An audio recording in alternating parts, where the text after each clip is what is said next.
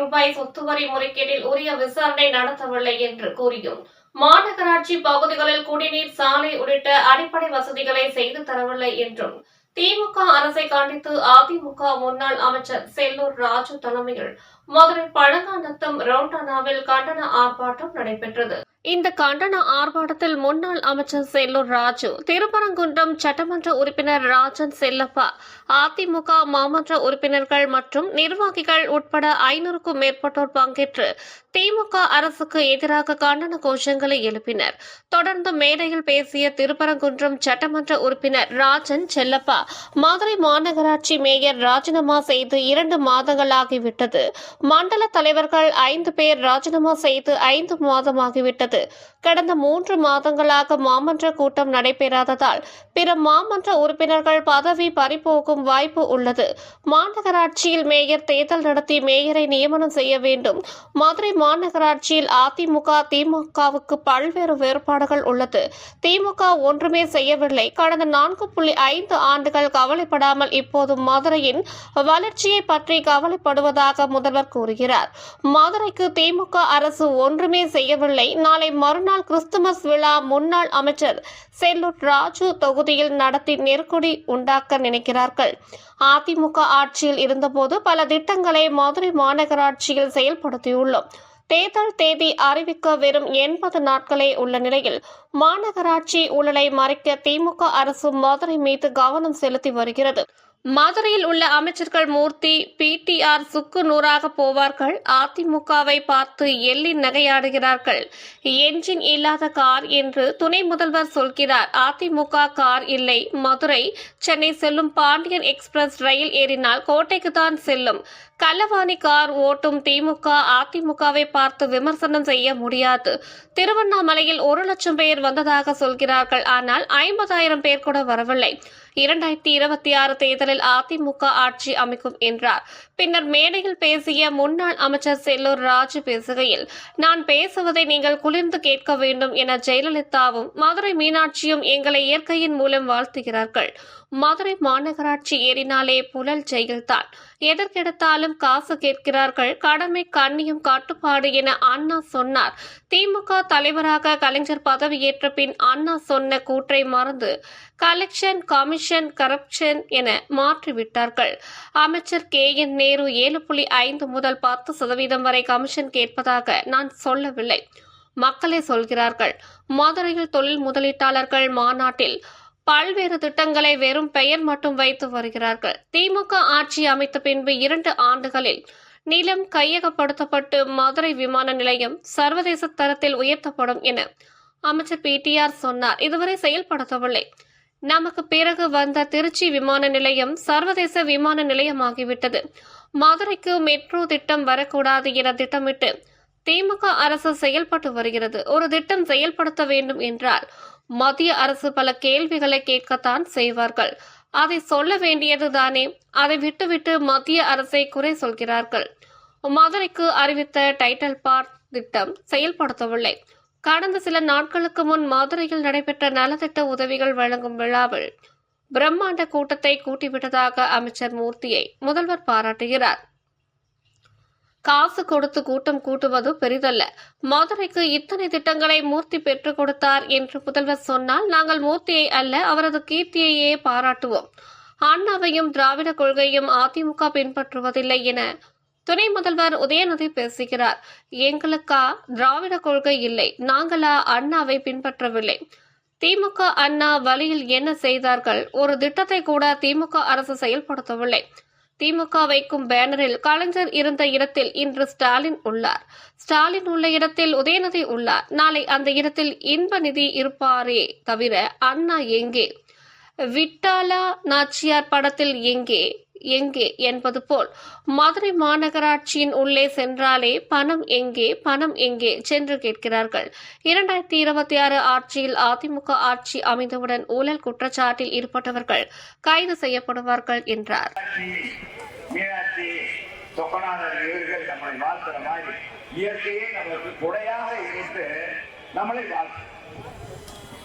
மாநகராட்சியை பற்றி புட்டு புட்டு வைத்தாங்க மாமன்ற உறுப்பினர். என்ன எல்லாரும் பேசுறாங்கப்பா. என்னன்னா நடக்குது அவங்க சொல்றாரு. நம்ம சோழராஜா மிக தெளிவாக சொன்னார். முன்னால எப்படி இருந்துச்சு இன்னைக்கு எப்படி இருக்கிறது என்பது இந்த பக்கம் அண்ணன் செல்லப்பான்னு சொன்னாரு. இந்த பக்கம் இனி மாநகராட்சி படி ஏறினால அது ஒரு குரல் கேட்கணும். யார் யார் காசு கொடு காசு கொடு விட்டலாட்சியாரை கேட்கிறவாரு. மாநகராட்சியே படியில ஏறினாலே காசு கேட்கிறாங்க. எந்த அளவுக்கு மாநகராட்சி நிர்வாகம் இருக்கு என்பது எவ்வளவு மோசமாக ஒரு மாநகராட்சி நிர்வாகம் இருக்கக்கூடாது என்பது திராவிட முன்னேற்ற கழகத்துடைய அந்த மாநகராட்சி தான் இருக்காங்க. இதுவரைக்கும் எத்தனையோ மாமன்ற மதுரை மாநகராட்சியில் திமுக இருக்காங்க, அண்ணா திமுகவும் இருந்தது. இந்த மாதிரி எங்கேயுமே இல்லை. இந்த காந்தரமா சொல்லணும் எந்த மாநகராட்சியும் இல்லைங்க. இது மாதிரி ஒரு மோசமாக அண்ணா என்ன சொன்ன கடமை கண்ணியம் கட்டுப்பாடுன்றார். எல்லாருக்கும் அந்த காலத்துல திமுக சொல்லுவாங்க கடமை கண்ணியம் கட்டுப்பாடு தொண்டர்களுக்கு சொன்னார். இன்னைக்கு என்ன தெரியுமா, கலைஞர் குடும்பம் தலைமையிட்ட பிறகு இன்னைக்கு கலைஞர் கட்சியில கலெக்ஷன் கரப்ஷன் கமிஷன் எப்படி சொல்லுங்க, கடமை கண்ணியம் கட்டுப்பாடு. இது மறந்தாங்க. இன்னைக்கு திமுகவில் எலெக்ஷன் கரப்ஷன் கமிஷன் இதுதான் நடக்கும். இன்னைக்கு பாத்தீங்கன்னா எல்லாத்தையும் ஊழல். அமைச்சர் இருந்து நகர்ப்புறத்துறை அமைச்சர் 7-10% கேட்கிறான்னு சொல்றாங்க. அப்ப நான் சொல்லப்பா செல்லூராஜி சொன்னாங்க சொல்றாங்க நாங்க வாங்கிக்கிறோம், நாங்க எங்க பையில போட்டுக்கிறோம், மேலே போடுங்கப்பா உங்களுக்கு காரியம் நடக்குதுல அப்படின்னு சொல்லி இன்னைக்கு பாத்தீங்கன்னா ஏறத்தாழ 3 லட்சம் கட்டடங்கள் எனக்கு மாநகராட்சி இந்த மதுரை 100 வார்டுகளில் 3,55,000 வீடுகள் இருக்கு, கட்டடங்கள் இருக்கு. இதுல வணிக கட்டடங்கள் திருமண மண்டபங்கள் இருக்கு. இது குடித்தனத்துக்கு கூடிய வீட்டுக்குரிய வரிய திருமண மண்டபத்துக்கு போடுறாங்க, வணிக கட்டடத்துக்கு போடுறாங்க. இதுக்கு கமிஷன் பேசி இது மாதிரி ஒரு மோசமான நிர்வாகம் இது வரைக்கும் தமிழ்நாட்டிலே நடக்கல. நாங்க பாருங்க, இது நாங்க நம்ம மாநகராட்சியில இருக்க ஒரு நேர்மையான அதிகாரியே கொடுக்கிறதுப்பா. எவ்வளவு மோசமாக நடக்கிறதுக்கு இது ஒரு சான்று. இந்த லட்சணத்துல நம்ம மதுரையில வந்து பேசினார் நம்ம முதலமைச்சர் வந்து ரைசி உலக தொழில் முதலீட்டாள மாநாட்டை நடத்தினார். அந்த மாநாட்டுல ரைசின்னு ஒரு டர்ம் உலகத்துல திராவிட முன்னேற்ற கழகத்துல அவங்க மாதிரி பேர் சுட்டவே முடியாதப்பா. பேர் சுட்டே அவங்களுக்கு வந்து நோபல் பரிசு கொடுக்கலாம், இன்னைக்கு ஆஸ்கார் அவார்டு கொடுக்கலாம். என்னென்ன பேர் பாத்தீங்கன்னா ஒவ்வொரு திட்டத்துக்கும் பேரு தான் பார்த்தா பெற்ற பேரு.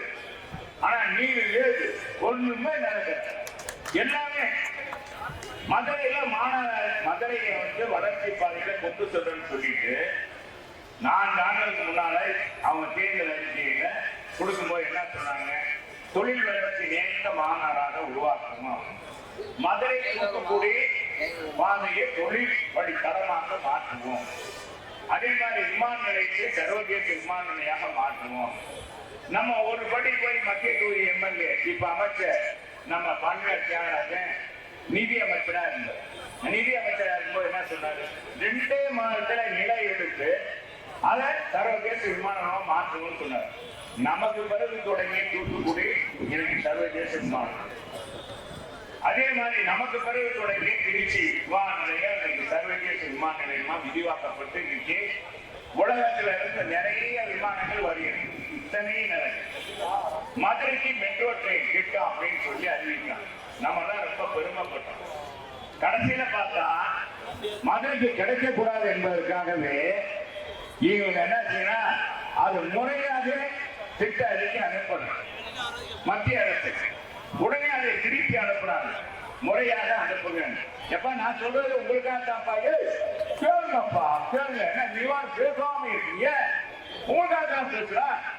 என்ன திட்ட அறிக்கை தயார் பண்ணி முறையா எங்க இந்த பக்கம் வழித்தடம் போகுது, எங்க ஸ்டேஷன் இருக்கணும், எவ்வளவு நீங்க நிதி ஒதுக்குறீங்க, மத்திய அரசுல இருந்து எவ்வளவு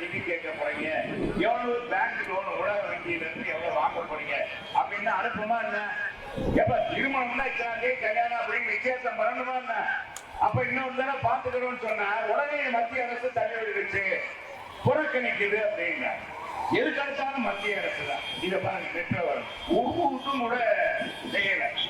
இந்த நேரத்துல மதுரை இன்னைக்கு ரைசிங் மாநாடு உலக முதலீட்டாளர் மாநாடு நடத்தி இங்க ஒரு வழித்தடம் ஒரு தொழில் வரல, ஒண்ணும் இல்லை. பாத்தீங்கன்னா டைட்டில் பார்க் அறிவிச்ச முதல்ல 600 கோடி நம்ம தென்னரசு அவர்கள் மாண்பு அமைச்சர் அவர்கள் தொழில்துறை அமைச்சராக முதல்ல இருக்கும்போது சொன்னார். அது 600 கோடியில ஆரம்பிக்கப்படும் சொன்னார். கடைசியில் துடிப்பு 280 கோடி ஆயிடுச்சு. அதாச்சும் இன்னும் முடிஞ்சிருக்காங்க, கட்டணம் கட்டிட்டு இருக்காங்க, இன்னும் பணியே நடக்கும். இதுதான் இன்னைக்கு திமுகவுடைய நிலைப்பாடு. இன்னைக்கு மதுரை இன்னைக்கு 20 தான் இருக்கு. இதுல மாநகராட்சி மிகப்பெரிய அளவுக்கு குப்பை நிகழ்ந்த மாநகராட்சி. எவ்வளவு அசிங்கம்! கொஞ்சமாச்சும் வெட்கம், மானம், ரோசம் ஏதாச்சும் இருக்கா? ஏயா 40 மாநகராட்சி இருக்கு, அவங்க கணக்கு எடுத்திருக்காங்க. இந்தியா முழுவதும் 40 மாநகராட்சியில 20 லட்சம் மக்கள் வாழ்கிற பகுதியில இருக்கிற மாநகராட்சியை கணக்கெடுக்கும் போது அசுத்தமான மாநகராட்சியை மதுரை மாநகராட்சியை தேர்ந்தெடுக்கிறதுனா எவ்வளவு கேவலம், எவ்வளவு அசிங்கம்! அவங்க அசியப்படுறாங்களே இல்லையோ, மதுரை வாழ்ற நம்ம அசியப்படும். உண்மையா இல்லையா? உண்மையா இல்லையாப்பா? இப்படி இருக்கு. அதே மாதிரி பாத்தீங்கன்னா இதை எடுத்துக்கோங்க, நம்ம ஆட்சியில குடிமராமத்து திட்டம் பண்ணுவோம். எவ்வளவு திட்டங்கள், எத்தனை இடங்களை நம்ம குடிமராமத்து திட்டத்தின் மூலமாக ஏரி குளங்கள்லாம் நீங்க தூர்வாங்க. வரணும் இல்லையாப்பா? வரணும். இது மூலமாக 4 தடுப்பணை கட்டணும். வைகை பாத்தீங்கன்னா மானக்குளம் நம்மாய் நீர் நிறைந்திருக்கு. நம்ம ஆட்சியில 6 ஆண்டுகள் நீர் நிறைந்திருக்கு. தொடர்ந்து இந்த பக்கம் குடிநீர் நிலத்தடி நீர் புறம் கூடியது. அதே மாதிரி பாத்தீங்கன்னா ஏவி பிரிச்சாங்க, தடுப்பணை கட்டி நம்ம மாரியம்மன் தெப்ப குளத்தை நிறைச்சோம். நிறைச்சவா இல்லையா? அது நிறைந்திருக்கு. இவங்க அது கூட செய்யல, எதுவும் செய்யல. ஒரு பாலத்தை கட்டி அந்த வாய்க்கால அண்ணன் சொன்ன மாதிரி இன்னைக்கு சிந்தாமணி வாய்க்கால், பனையூர் வாய்க்கால், எல்லாமே சொட்டதட்டி வாய்க்கால், எத்தனையோ 17 நதிகள் இது நம்ம மதுரையில ஓடிடும். அந்த காலத்துல எதுவுமே இந்த ஆட்சியில செய்யல. அது மட்டுமல்ல, இந்த ஆட்சியில என்ன சொன்னாங்க, மதுரை மேலூர் வழியாக, மதுரை மேலூர் அருப்புக்கோட்டை வழியாக தூத்துக்குடிக்கு ரயில்வே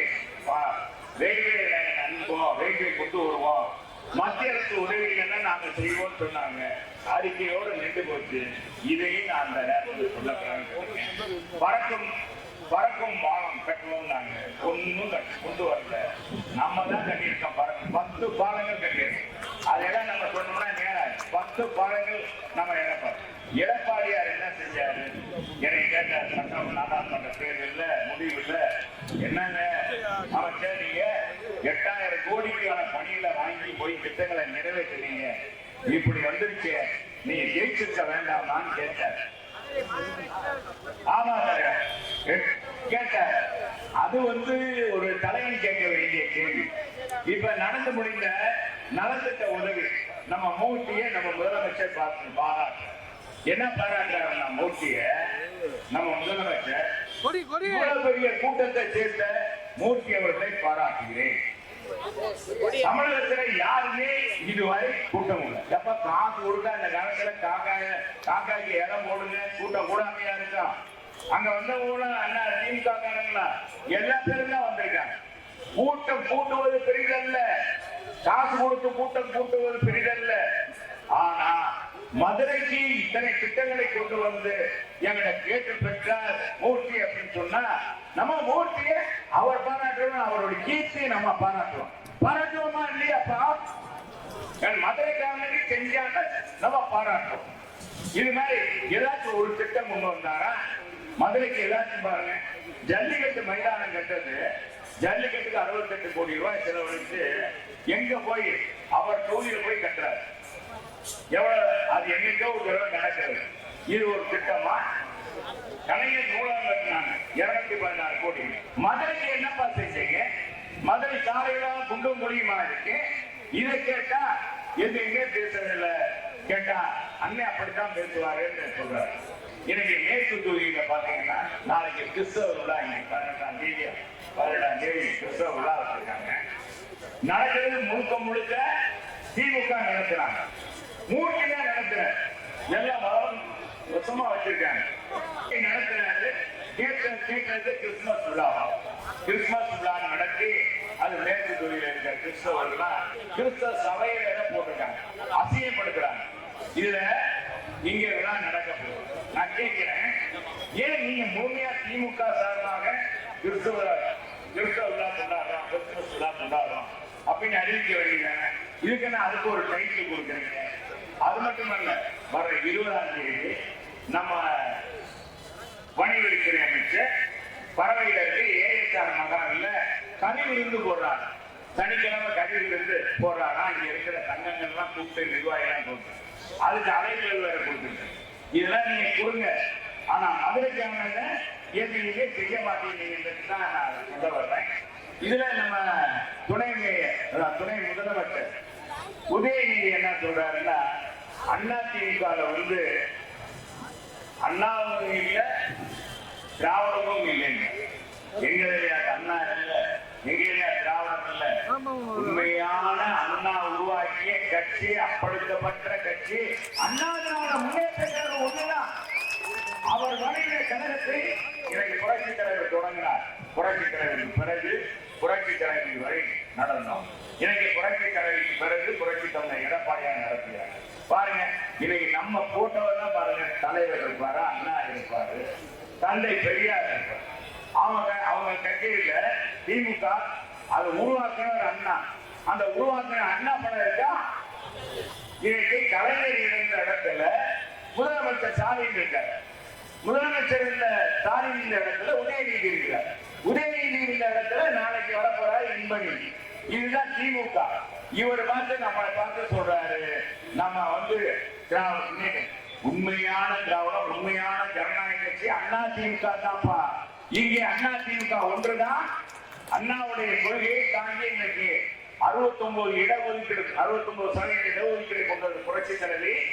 அதே மாதிரி மருத்துவ சேர்க்கிற 72, அதாவது என்ன பாத்தீங்கன்னா 7.5% இடஒதுக்கீடு கொடுத்து ஏழைபாளையெல்லாம் சாதாரண ஏழை மக்கள் படிக்கிற பானாராட்சி, அரசு உயர்நிலைப் பள்ளி, அதே மாதிரி உள்ளாட்சி பள்ளியில படிக்கிற பிள்ளைக்கெல்லாம் மருத்துவ கனவை நிறைவேற்றியது நம்முடைய புரட்சி தமிழர் எடப்பாடியார். இது மாதிரி நீங்க செஞ்சீங்களா? ஏதாச்சும் செஞ்சிருக்கீங்களா? அண்ணாவுடைய வழியில என்ன செஞ்சிருக்கீங்க? 11 மருத்துவக் கல்லூரி கொண்டு வந்தீங்க. ஒரு மருத்துவக் கல்லூரி கொண்டு வந்தீங்கன்னா என்பதை நான் இங்க போட்டு செலவு கடன் கொண்டிருக்கிறேன். அது மட்டுமல்ல, வீட்டு வசதி இதுல நடக்கிற ஊழலை ஒன்னே சொல்லிக்கிறேன். இந்த வீட்டு வசதி வாரியத்துல நடக்கிற ஊழலை பத்தி நம்ம தம்பி சொன்னார், தலைவர் சொன்னார், எதிர்கட்சி தலைவர். அவர் போட்டுக்காங்க. நான் அந்த அதிகாரி கொடுத்ததை அப்படியே சொன்னேன். திமுக வீட்டு வசதி வாரிய தலைவராக அதனுடைய முக்கிய பொறுப்புல இருக்கவருடைய சம்பந்தி தான் இன்னைக்கு பிடிஓ. அவர்தான் நகரமைப்பு பிரிவுடைய தலைவர். அவர் தான் வச்ச சட்டம் மதுரை மாநகருக்கு. அவர் என்ன கேட்கிறாரோ அவரை யாரும் கேட்க முடியாது, ஆணையாளர் கேட்க முடியாது.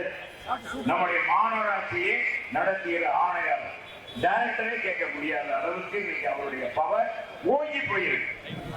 எனக்கு எந்த நீங்க பாத்தீங்கன்னா சர்வ சாதாரணமா அவங்க ஊழல் அந்த அதிகாரி மாநகராட்சியில நடக்குது என்பதை இதுதான் நான் சொன்னேன்.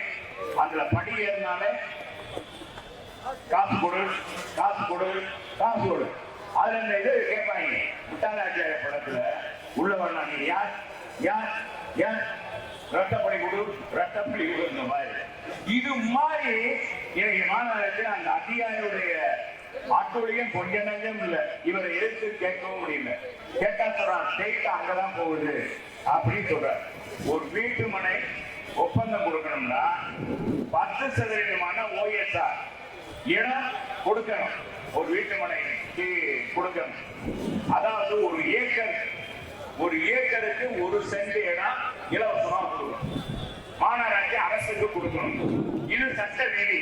ஆனா இப்ப புது சட்டத்தின்படி அந்த 1 சென்ட் கொடுக்கிறது படி மாநகராட்சிக்கு அந்த அமௌண்ட் கொடுத்துடலாம். என்ன விலைக்கு வாங்கலாமோ அந்த விலையை கொடுத்துடலாம். கொடுக்கலாம். நல்ல கவனமா கேளுங்க. 10 லட்சம் ரூபாய்னா 10 லட்சம் ரூபாய் மாநகராட்சி கட்டணும். ஆனா மாநகராட்சி கட்டுவது வெறும் 3 லட்சம் ரூபாய், 7 லட்சம் ரூபாய் வேற இடத்துக்கு போகுது. அது தலைமைக்கு போகுது. கேட்டா நேரடியாக அங்கதான் போகுது, மேலிடத்துக்கு தான் போகுதுன்னு சொல்லி கூசாம அவங்க சொல்றாங்க. கூசாம சொல்றதோட இது மாதிரி சொல்லி இன்னைக்கு பாத்தீங்கன்னா மிகப்பெரிய மாநகராட்சி, இன்னைக்கு டவுன் பிளான் மிகப்பெரிய ஊழல். அது மட்டுமல்ல, ஒரு பிளாட் கொண்டு பதிகமா 1 லட்சம் ரூபாய் கொடுக்கணும், தனியா 1 லட்சம் ரூபாய் கொடுக்கணும். அது மட்டுமல்ல, ஒரு ஏக்கர்ல பிளாட் போடணும்னா 23 அடியில அவங்களுக்கு ரோடு விடணும், அதெல்லாம் பார்த்து ஒரு ஏக்கருக்கு 23 அடி. நல்லா கவனிங்கப்பா, 23 அடி அகலம் விடணும். இந்த 23 அடியில என்னென்ன வரும்? பாதாள சாக்கடை, மழைநீர் வடிகால், தெருவிளக்கு, குடிநீர் இணைப்பு உள்ளிட்ட இது கட்டணங்கள் வர செலுத்தும். ஆனா முறையாக இன்னைக்கு கட்டணம் வசூல் செய்யப்படுகிறதா என்றால் கிடையாது. முறையாக கட்டணம் வசூல் பண்ணப்படவில்லை என்பதுதான் நிதர்சனமான உண்மை. ஒரு ஏக்கர் நாட்டு போட்டு ஒப்புதல் வாங்குவதற்கு 30 லட்சம் ரூபாய் இன்னைக்கு லஞ்சமாக கொடுக்கணும். இது எழுதப்படாத சட்டம். இது மாநகராட்சியில் நடக்குது. எவ்வளவு குமிழ்ச்சி நடந்தும் கூட இந்த மாநகராட்சியில் திருந்தவில்லை என்பதற்காக சொல்றேன். அதே மாதிரி தனி மனிதன் உங்களுக்கு காட்டுவாங்க, 1 லட்சம் ரூபாய் தனியா கொடுக்கணும். சமீபத்தில் கேட்க ஒரு மால் இருக்கு, உங்களுக்கு பெரிய மால். அந்த மால்ல 3 தியேட்டருக்கு அனுமதி கொடுத்திருக்காங்க. இப்ப அனுமதி கிடைச்சிருக்கா சொல்றாங்க. 3 தியேட்டருக்கு கொடுக்க முடியாது. 3 தியேட்டர்களுடைய மக்கள் ஒரே நேரத்தில் படம் விட்டு வரைய வரும்போது, அதே மாதிரி படம் ஆரம்பிக்கும் போது மக்கள் போனாங்கன்னா அது மிகப்பெரிய உயிரிழப்பு ஏற்படும் சொல்லி ஏற்கனவே இந்த சகாயம், அன்சல் மிஸ்ரா இவங்கெல்லாம் கலெக்டரா இருக்கும் போது அதை மறுத்து விட்டார்கள். ஆனால் இப்பொழுது அதுக்கு உரிய லைசன்ஸ் கொடுத்திருக்கிறதாக சொல்லப்படுகிறது. அது மட்டுமல்ல, நம்முடைய புரட்சித் தலைவர் எம்ஜிஆர் பெயரை தங்கியிருந்த அந்த பெயர் அருகாமையில வரமகனாட்சியா ஒரு ஜவுளி கடை. அந்த ஜவுளி கடைய அது பழைய கட்டடம். பழைய கட்டடத்துக்கான வரியை போட்டு இன்னைக்கு அதுல 5 கோடி ரூபாய் பெருத்த அளவுக்கு முறைகள் நடந்து அது 5 கோடி ரூபாய் வாங்கப்பட்டதாக சொல்லப்படுகிறது. இது மட்டுமல்ல, இது மாதிரி பாத்தீங்கன்னா மதுரை மாநகராட்சியில எங்கு பார்த்தாலும் எதில் பார்த்தாலும் ஊழல் நடக்கிறது. இந்த நம்ம கொண்டு வந்த முல்லை பெரியார் கூட்டு குடிநீர் திட்டத்தினுடைய அந்த பணி நிறைவு 2,57,000 குடித்தனங்களுக்கு கொடுத்ததாக இன்னைக்கு கணக்கு காமிச்சிருக்காங்க. ஆனா அது மாதிரி கணக்கு, அது போலியான கணக்கு. முதலமைச்சரை ஏமாற்றி இருக்கிறது இந்த நிர்வாகம் என்பதை இந்நேரத்தில் தெரிவிக்கிறேன். அதுல கழிவுநீர் கணக்கவே கூடாது. 2வது, அந்த தொட்டியிலிருந்து கீழே இறக்கும் போது என்ன பிரஷர் இருக்கோ அதே பிரஷர் கடைசியில் இருக்க வீடு பாருங்க, அந்த தெருவுல கடைசியில் அந்த வீடு கிடைக்கிற வரைக்கும் அந்த தண்ணி ஒரே சீராக கிடைக்கும், சீராக போகணும். அப்பதான் 24 மணி நேரம் கிடைக்கும். இது புதிய குழாய். இந்த புதிய குழாயில சாக்கடையே வரக்கூடாது. எப்படி சாக்கடை வருது, எதனால வருது என்றால் இது மோசமான நிர்வாகம் இருக்கு. இதையெல்லாம் நிச்சயமாக இங்க இருக்கிற அதிகாரிகள் துணை போயிருக்காங்க. புரட்சி தமிழர் எடப்பாடியார் தான் 2026 முதலமைச்சராக வருவார். வந்தவுடன் யாரால் சம்பந்தப்பட்டாங்களோ, யாரால் டவுன் பிளானிங்ல ஊழல் பண்றதுக்கு துணை இருக்கீங்களோ அத்தனை அதிகாரிகளும் நீங்க நிச்சயமாக பதில் சொல்லி ஆக வேண்டும். இல்லையா தம்பி என்ன வேண்டி இருக்கோம், அதே அரசியல் வாங்கி தப்பித்து போயிடுவான். நீங்க தப்பிக்க முடியாது. இந்த குடிநீர் கொடுக்கிறதுல கூட இவ்வளவு பெரிய ஊழலை பண்ணிருக்க நீங்க எப்படி நிர்வாகத்தை நடத்த முடியும்? என்னை பொறுத்தளவுக்கு இன்னைக்கு மேயரை தேர்ந்தெடுக்காத, மண்டல தலைவரை தேர்ந்தெடுக்காத, நிலைக்குழுவை தேர்ந்தெடுக்காத இந்த அரசையும் இந்த மாநகராட்சியும் அனைத்து இந்திய அண்ணா திராவிட முன்னேற்ற கழகத்தின் சார்பாக கண்டிக்கிறோம். மாநகர மக்களின் சார்பாக உரத்த புறவை கண்டிக்கிறோம் என்பதை நேரத்தில் தெரிவித்து, அன்பான சகோதரர்களே, ஒரு விடுதலை கிடைக்க வேண்டும் என்றால் மாற்றத்தை கொண்டு வாருங்கள். உண்மையான மாற்றத்தை கொண்டு வரணும். நான் 2-3 நாளா மக்களை போய் பார்த்துக்கிட்டு இருக்கேன். மேற்கு கோயில போனேன். ஒரு இடத்துக்கு போகும்போது ஏமா தங்கச்சி நான் கேட்டேன். அவங்க கேட்ட சொல்ல சத்தியமா 30,000 சத்தியமா சொல்றேன். எங்க அம்மா சத்தியமா சொல்றப்பா தேவின்னு ஒரு பொண்ணு சொல்லுது. ஏன் அவன் டிஃபன் கேரியர் கொடுத்தாங்க. ஆனா அவன் டிஃபன் கேரியர் கொடுத்தாங்க இல்ல டிஃபன் கேரியர் தங்கமா கொடுத்தா என்ன நாங்க ஓட்டு போடுவோமானே. எங்க பிள்ளையெல்லாம் பார்த்தா எனக்கு வெளியே பள்ளிக்கூடத்துக்கு அனுப்ப முடியல. பூரா போதை அடிக்கிறாங்க. டாக்டர் முன்னாடி 10 மணி நேரம் தான் இருக்கான். இப்ப 24 மணி நேரம் இயங்குது. 24 நேரம் எப்பா அதுல ஒரு ராசு இங்க வாப்பா ராசு நீ எதை கொண்டு வருவே கொட வர மாட்டார் எடப்பாடியாட்ட சொல்லி இந்த டாக்டர் கடையை மூட சொல்லுப்பா. ஆமாப்பா இது என் பிள்ளைங்களா இங்க பாருங்க. நான் தாலி போட்டிருக்கேன். ஆனா என் மருமகன் தாலியை கொடுத்து இந்த சண்டாளத்தை ஆட்சியில எப்ப அவன் தங்கமா கொண்டு கொடுத்தா நாங்க ஓட்டு போடுவோமா? என்ன இது பண்ணாலும் நாங்க ஓட்டு போட மாட்டோம்னு மக்கள் சாதாரண எளிய மக்கள் சொல்றாங்க. எனவே அன்பு சகோதரர்களே, சொந்தங்களே, அண்ணா திராவிட முன்னேற்ற கழகத்தில் இவ்வளவு பேர் நீங்க இந்த ஆர்ப்பாட்டம் நம்ம எதிர்கட்சியா இருக்கும்போது சும்மா ஒரு 100 வார்டுல பரிச்சாத்தமா நம்ம ஆர்ப்பாட்டம் பண்ண இவ்வளவு கூட்டம் இருக்குண்டா நம்ம வருவாய் மாவட்டங்கள் சார்பாக நடத்தினா எவ்வளவு பெரிய அலையாக நம்ம சகோதரர்கள் வந்திருப்பார்கள் என்னை நீங்க புரிஞ்சுக்கணும். இன்னைக்கு மக்கள் மத்தியில் மிகப்பெரிய எழுச்சி. இதே இடத்துல ஆரம்பிச்சு நடத்திய 6 அவங்க மாவட்டம் மதுரை மாவட்டம் ஒட்டுமொத்த ரெவன்யூ மாவட்டம் சார்பாக நடத்திய ஆர்ப்பாட்டத்துல 6 லட்சம் கூட்டணி கட்சி தோழமை கட்சியும் சேர்த்து வெறும் 2,000 பேர் தான் கலந்துட்டாங்க. ஆனா இன்னைக்கு இவ்வளவு பெரிய கூட்டம் 5000 பேருக்கு நீங்க கலந்துருக்கீங்களா? இதுதான் புரட்சி தலைவர் எடப்பாடியார் படை நாளை வெல்ல போவது நிச்சயம். புரட்சி தலைவர் அம்மா ஆட்சி மலரும் மதுரை மாநகர மக்களுக்கு விடியல் கிடைக்கும் என்பதை நேரத்தில் தெரிவித்து வாழ்த்துக்கள். இங்கே வருகின்ற அத்தனை மக்களுக்கும் உங்க பொற்பாதங்களுக்கு கோடி நன்றி தாய்மார்களும் கோடான கோடி நன்றி என்று தெரிவித்து விடைபெறுகிறோம். நன்றி, வணக்கம்.